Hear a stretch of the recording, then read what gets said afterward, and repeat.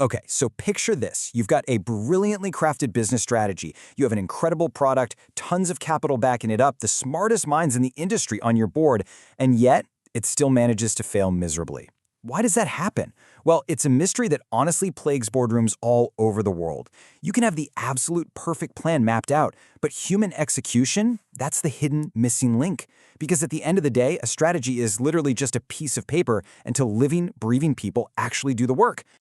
Welcome to this explainer. Today, we're decoding the fascinating and sometimes a little messy world of organizational behavior. We're going to take what is often viewed as a really dense, purely academic subject and transform it into a practical, hard-hitting operating system for real-world business success. We'll translate all that complex research into actionable insights you can use right away. Okay, let's dive into this. We're going to go on a micro to macro journey today to solve the mystery of organizational performance. Starting with management's backbone, decoding individual behavior, team power, the business operating system, and finally, transforming management models. Part 1. Management's backbone. So to scale a company sustainably, founders and executives absolutely must look beyond just finance and strategy. You have to deeply understand the core behavioral ecosystem of your organization. That brings us to this formula. Performance is a function of individual behavior, group dynamics, and the organizational system. Think of this as our narrative roadmap and basically a diagnostic checklist for everything we talk about today. The absolutely crucial point here is that these elements never ever work in isolation.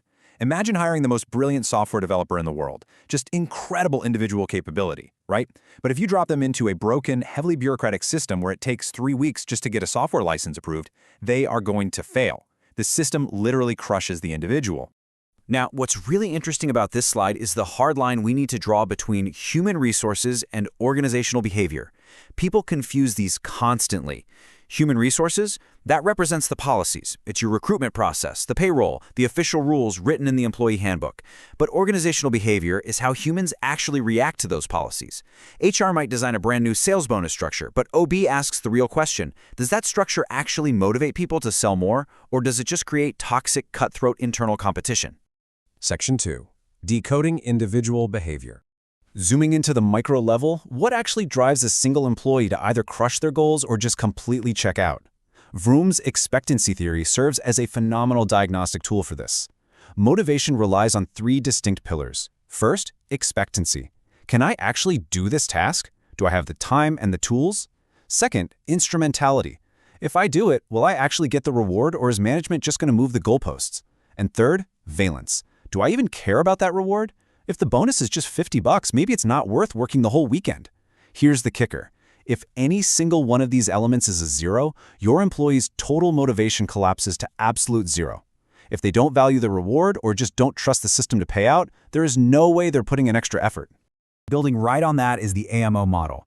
Performance equals ability times motivation times opportunity. Notice it's not addition, it's multiplication. So let me challenge you directly here. When an employee is failing, why is it? Is it a genuine lack of ability? Do they just lack the motivation? Or, and honestly, this happens way more often than leaders want to admit, did your system rob them of the opportunity to succeed? Maybe you withheld crucial data. Maybe they didn't have the right software. Or maybe they just didn't have the authority to actually make decisions. If opportunity is 0, performance is 0. Section 3. The power of teams. Moving up to the meso level, you quickly realize that just throwing a bunch of highly capable, brilliant individuals into a room doesn't automatically guarantee you a high-performing team. The secret ingredient? Psychological safety. It's that feeling that you can speak up, admit a mistake, or debate a contrary idea without any fear of being punished or humiliated. And this is absolutely vital for innovation. Take certain business contexts, like the high-power distance cultures often found in Vietnamese businesses, for example. In those environments, saving face and respecting the hierarchy is deeply ingrained, so employees often fear contradicting the boss. And when that happens, critical systemic errors get hidden. Nobody points out the flaw in the plan, and the whole company suffers in total silence. Part 4. The business operating system. Zooming out to the macro level, we find the invisible architecture of your company. This is the organizational structure and culture that dictate everyday behavior. And this brings us to a somewhat harsh truth. Your actual culture isn't the shiny, beautifully designed slogan printed on your lobby wall. It's the repeated behaviors reinforced by your systems. So, I have to ask you, is your culture what's written on the wall, or is it what you actually reward and tolerate every single day? And this brilliantly illustrates how the world's heavyweights handle it. Take Google. Their formula is data plus psychological safety equals innovation.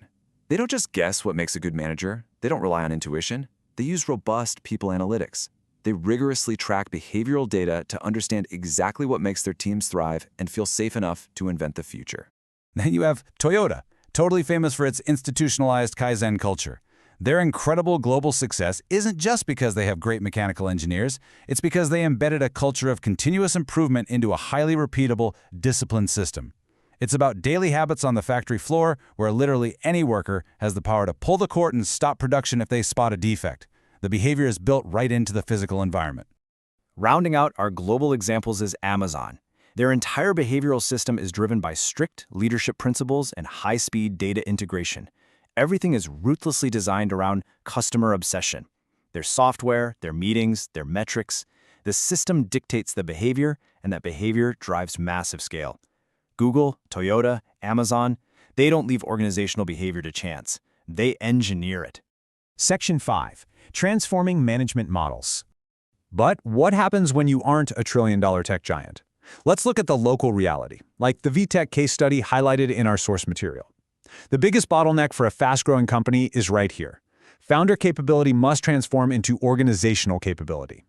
In the early days, a company survives on the founder's personal relationships, their intuition, and just sheer speed. But as the company tries to scale, relying solely on that one person becomes your biggest roadblock.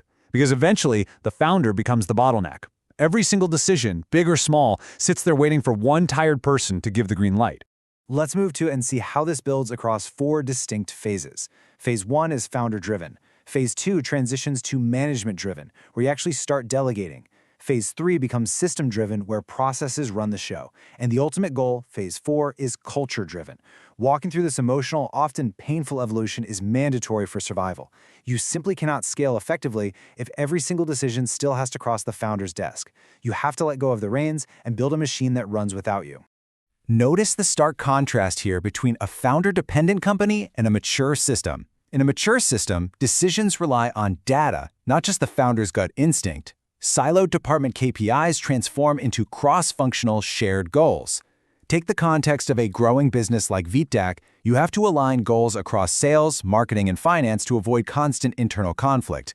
If marketing is rewarded for spending money and finance is rewarded for saving it, they're going to fight every day unless there's a shared goal. You need trust based on a transparent system, not just who happens to know the boss best.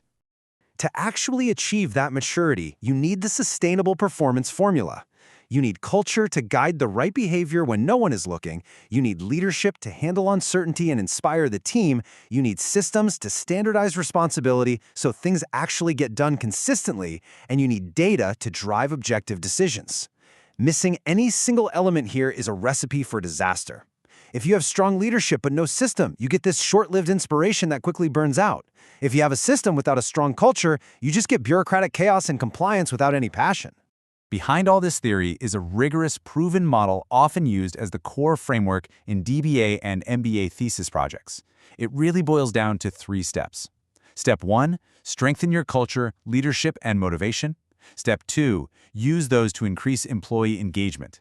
And Step 3, watch that engagement drive actual organizational performance. Employee engagement is the critical bridge. It turns a theoretical, on-paper system into real, tangible, bottom-line results. I'm going to leave you with this final, provocative thought to really reflect on today. Is your organization running on a resilient, well-designed system, or is it merely surviving in the shadow of its founder? Take a hard look at your own company's maturity and readiness to scale. Thank you so much for joining me on this explainer, and keep building systems that truly empower your people.